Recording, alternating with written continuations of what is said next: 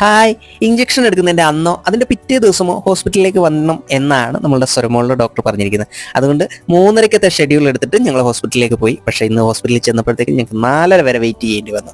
അങ്ങനെ ഇരിക്കുമ്പോഴാണ് കുറേ കുഞ്ഞുവാവുകൾ ഡോക്ടറെ കാണാനായിട്ട് ഇങ്ങനെ വന്നുകൊണ്ടിരുന്നത്. അതിലൊരു കുഞ്ഞുവാവ് ഒറ്റ കരച്ചിൽ കഴിഞ്ഞപ്പോഴത്തേക്ക് ഞങ്ങളൊന്നും ഞെട്ടി. കാരണം മരുന്നിൻ്റെ ഒക്കെ കഴിച്ചിട്ട് സ്വരമോൾ ഇങ്ങനെ നിറയെ മയക്കത്തിലിരിക്കുമ്പോഴാണ് ഇങ്ങനെ ഒരു സംഭവം വന്നത്.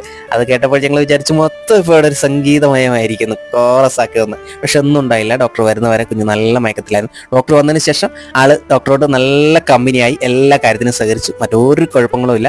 ഹെൽത്തിൽ നിന്ന് നമുക്ക് പറഞ്ഞു വിട്ടിരുന്നത് ഇനി അടുത്തത് 9ാം മാസത്തിലാണ് ഇഞ്ചക്ഷൻ ഉള്ളതെന്നാണ്. പക്ഷേ ഡോക്ടർ പറയുന്നു 6ലും 7ലും ഇനി ഓരോ ഇഞ്ചക്ഷൻ വീതമുണ്ട്. അത് ഹെൽത്തിൽ എടുക്കുന്നതല്ല, ഏത് ഹോസ്പിറ്റലിലാണ് ആ ഹോസ്പിറ്റലിൽ തന്നെ വന്ന് വേണം ഇഞ്ചക്ഷൻ എടുക്കാൻ. വീട്ടിലേക്ക് എത്തിയപ്പോഴത്തേക്കും പക്ഷേ അപ്പിച്ചേച്ചിയുടെ കുഞ്ഞ് ചെറിയൊരു പിണക്കത്തിലാണ്. കാരണം ഇഞ്ചക്ഷൻ എടുക്കാൻ കൊണ്ടുപോകാൻ അപ്പിച്ചേച്ചി വരാമെന്ന് പറഞ്ഞിട്ട് കുഞ്ഞിനെ പറ്റിച്ച് ഞങ്ങളുടെ മാപ്പിനോട് കുറച്ച് വിശേഷങ്ങളും സങ്കടങ്ങളും ഒക്കെ പറഞ്ഞ് ഇന്നത്തെ ലൈഫ് ഹാപ്പി ലൈഫാക്കി.